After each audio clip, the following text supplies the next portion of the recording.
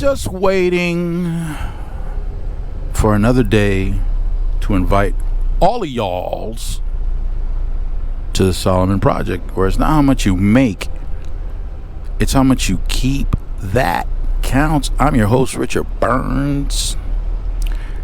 Before I get started, I want to make a correction. Something I said yesterday. It wasn't yesterday. It was the day before yesterday. When was it? It was Saturday. I was talking about the different sectors of the economy here in the United States. And I incorrectly stated that there were 13 sectors, and the truth is that there are 11 sectors of the economy. So forgive me. If you went and started searching for stocks in 13 different sectors, yeah, you would have been scratching your head, because there's only 11 sectors. I apologize.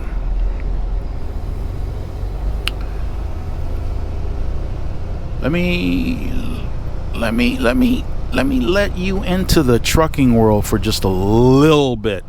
But before I do, I want to let you guys know that everything is running smoothly with the portfolios of JB, of AJ, and CJ. All three are doing well. It looks like they're going to be closing out the year in positive territory. So, a little round of applause for them. Me personally, I have a variety of portfolios, not just one. The largest portfolio that I have has 100 different corporations that I purchase stocks from. And I actively manage my own portfolio. So stocks go in and replace stocks that I want to go out. 100 is extremely excessive. So I hope you're not impressed with that. It's not anything to be impressed about. If you're an individual retail investor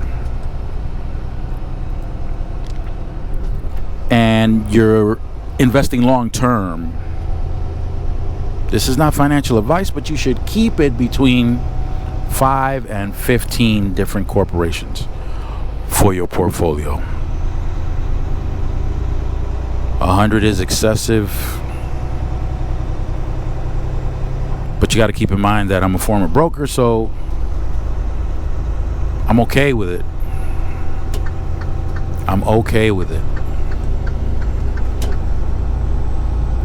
A good portion, a large percentage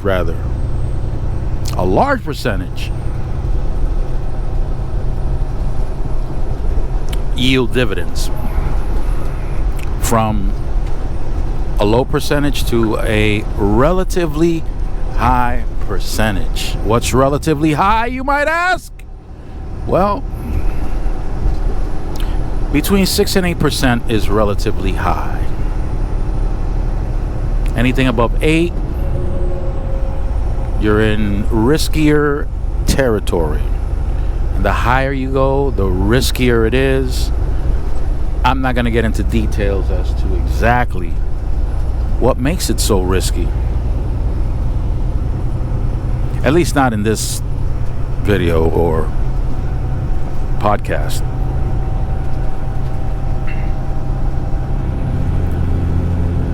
Trucking as a business. You want to be a trucker?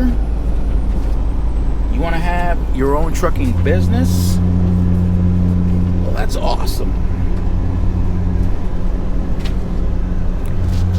Here's a little something so that you understand exactly what you can confront as a business owner in the trucking world.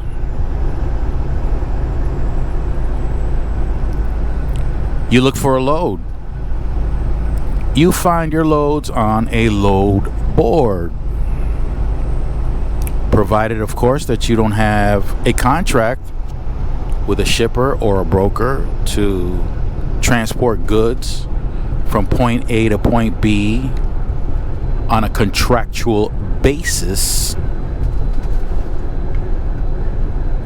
Here's a little something.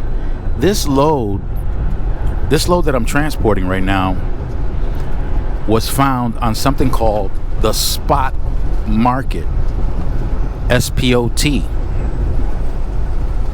Sierra Papa Oscar Tango. Spot. It's on the spot market. Now, the spot market is generally leftovers. Those are leftover runs that either wound up there because they couldn't find anybody at the moment to transport whatever it was, or whoever they did have had to abandon at the last second. So they had to hand it off, pass it off. Passed it off to a broker, more than likely. The broker tends to be a middleman in the whole thing, in this process. And the middleman receives the information from a load and puts it on the spot market. And in the spot market, it's like a load supermarket where drivers or owner-operators or brokers can go in and pick and choose from whatever it's on the list. So you go on the spot market. Now, this load was chosen on the spot market.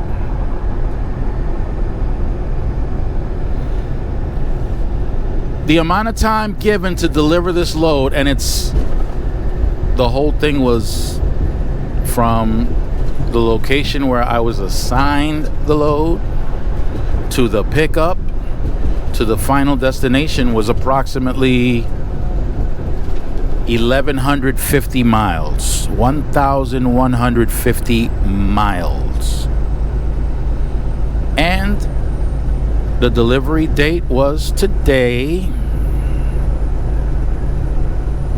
at 5 o'clock in the afternoon, I think. No, 5 o'clock was the pickup. I think the delivery was right around the same time. Basically 2 days, because I picked up on Saturday. Saturday at 5 was the pickup time. And the delivery time is around 5 o'clock today, Monday. 2 days. 2 days later.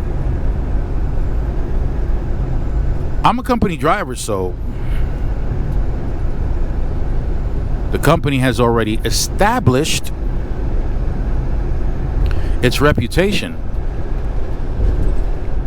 And the reputation has what's called a credit number assigned to it. So when you check a company's credit,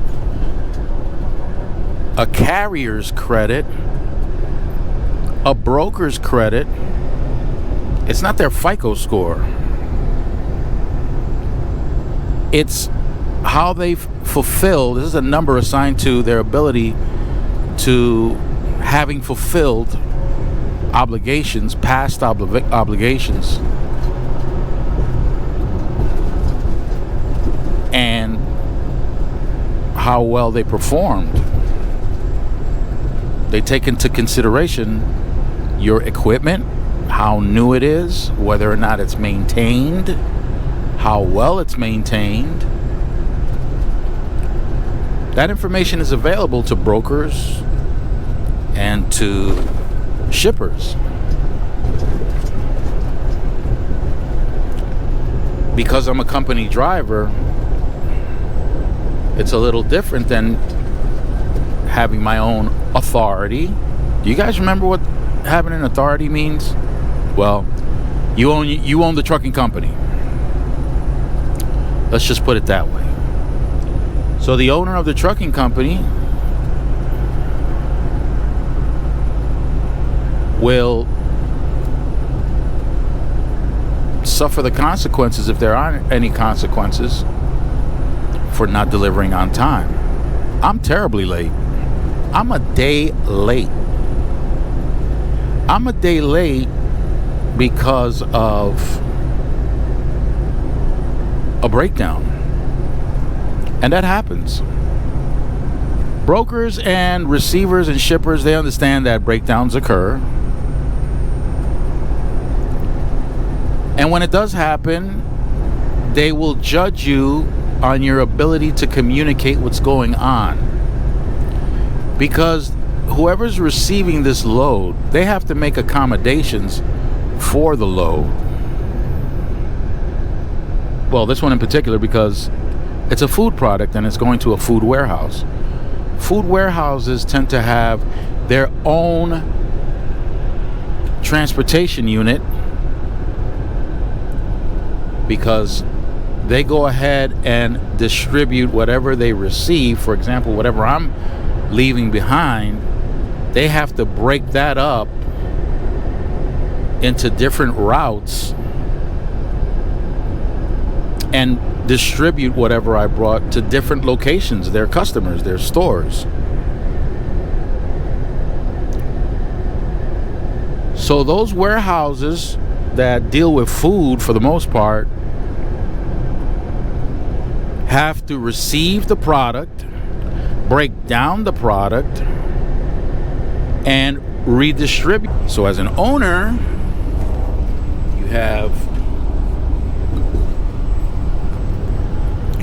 you have the breakdown. So there's a potential loss of $1,800. You have the repair itself, another $1,000. The late fee, which will be anywhere between $250 and $450. So you add it all up, and those are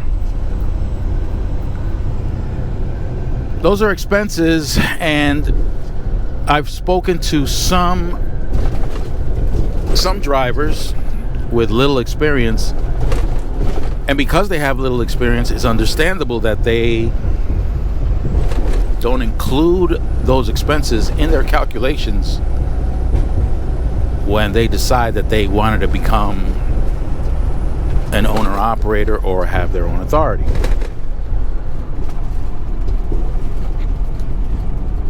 Good times.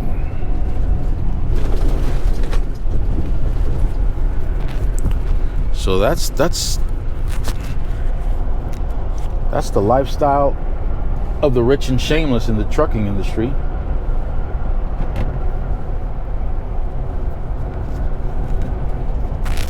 So if you want to enter into a business with a low barrier of entry, but huge headaches,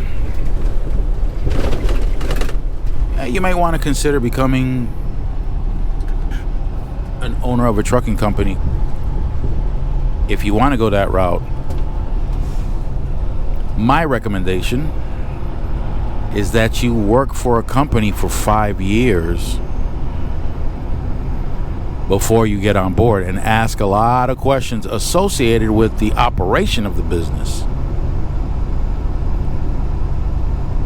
and then get into the business. That's just my opinion, though. I enjoyed talking to you today. And I enjoy it even more when you watch or listen. It gets me very excited. And that excitement is why I spoke about 13 sectors of the economy as opposed to 11. I was very excited at the moment, and my apologies. So stay fresh and keep it profitable. Happy Mary and Merry Happy to all of y'alls. Keep that cake moist if you're going to eat cake. So stay fresh, keep it moist, and keep it profitable. Let's see what Kitty's doing. Kitty, get up here! The product using their own transportation, and the space that they have is limited. So when you have an appointment, it is important that you keep the appointment as close to the appointment time as possible. When you can't do that and you don't communicate what's going on, you're leaving the receiver hanging, and it causes a domino effect for that distributor, for that warehouse. So there's space that they could have used more effectively had they known what was going on.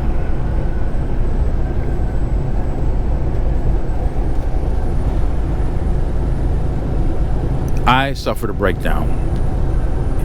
Had I owned my own truck, had I had my own authority, that second part where I have to communicate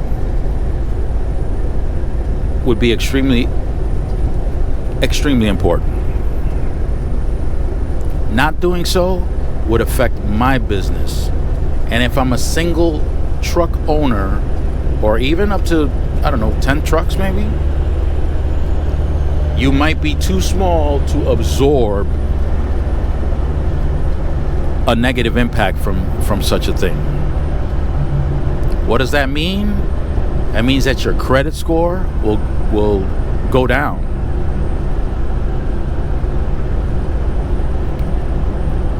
It's like being at the end of the line. If your credit score is good, you're at the front of the line for getting loads. But when your credit score is bad, you're at the end of the line. You got to wait till all the good offers are taken by the trucking companies with the better credit score.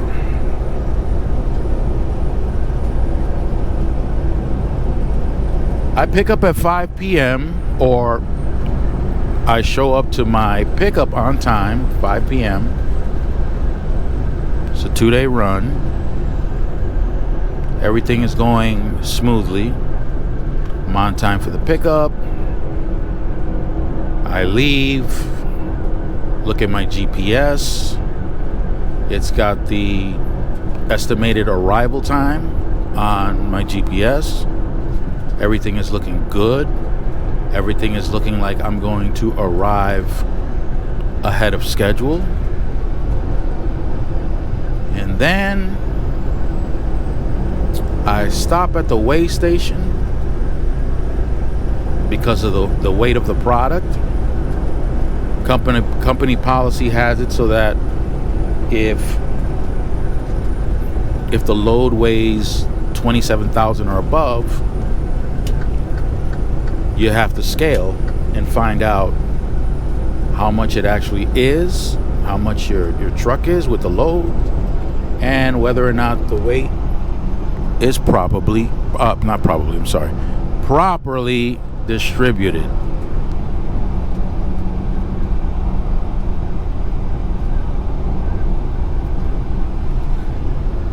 I'm done with the scale. I park because I want to purchase some nutrients.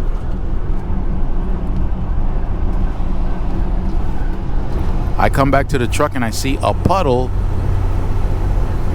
underneath the front of the truck.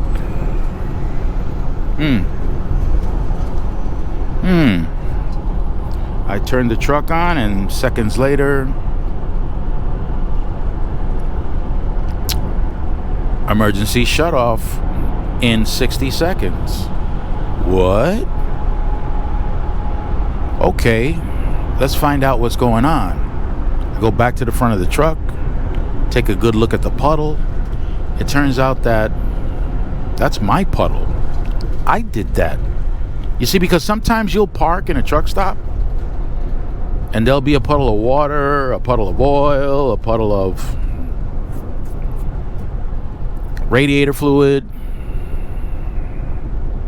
You look under the truck and you don't see any dripping, so it's probably not yours. That happens. That happens often.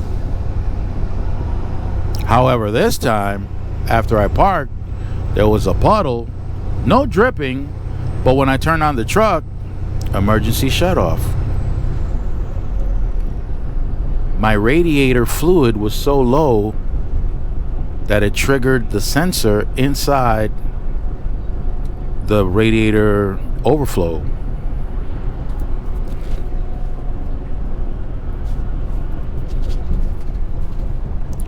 So upon lifting the hood, I see that yes indeed, my coolant level was too low.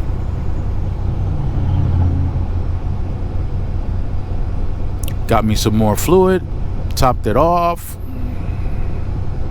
waited to see, turned the truck on. When the truck was off, I didn't see anything coming out. When I turned it on, I didn't see anything coming out. Didn't make any sense. I kept driving. Again, I stopped to do my 30-minute break. When I go to turn the truck on, emergency shut off in 60 seconds. Okay. Top it off again, but I'm looking at the wheel well, after I lift the hood, and it's wet all over the place. So apparently I got a leak somewhere. It's squirting all over the place, but I can't figure out exactly where. I don't see it.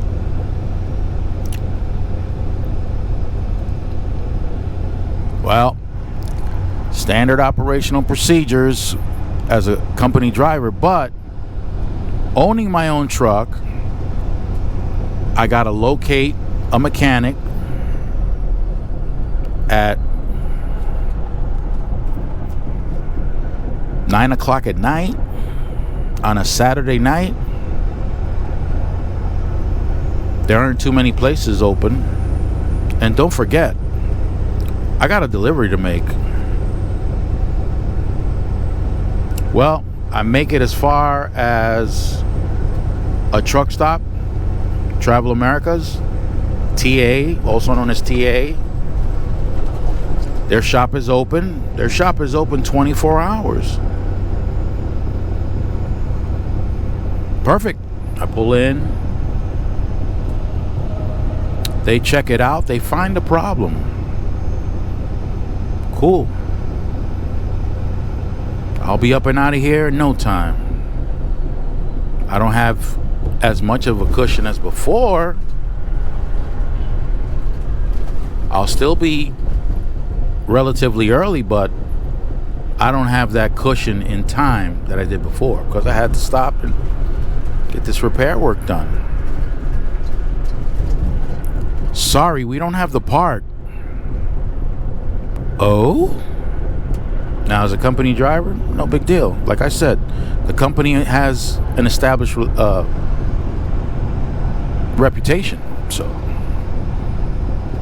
but for me, if I owned the truck and I had my own authority, I don't have that kind of relationship.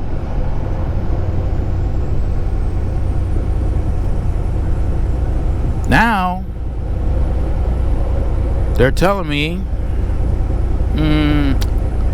yeah, we can fix it, no problem. But we need a new part. And the place we gotta order it from is closed until tomorrow morning. Okay. So, an entire night that I should have been driving, and I'm not driving.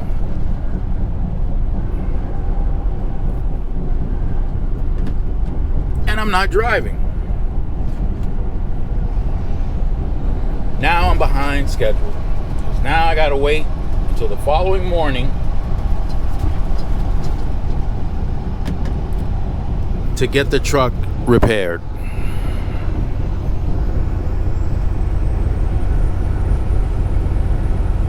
How much was it? They had to replace the reservoir for the coolant. Labor, parts, and everything else, just under $1,000. Just under $1,000. So you got a $1,000 repair. You got a whole day gone, which in trucking terms and in owner terms, in today's figures, you probably suffered a loss of about $1,800. This is besides the payment of the repair. The repair was $1,000. You lost out on the ability to generate $1,800 in cash.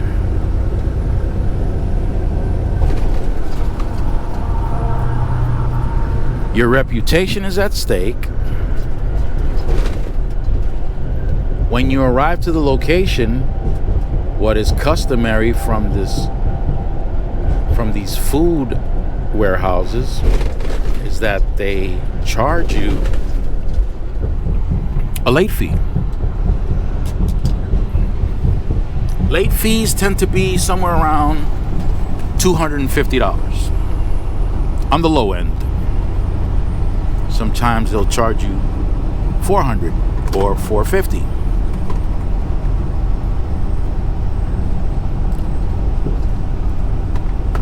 And there's a very good chance that where I'm going right now, they will be charging a late fee.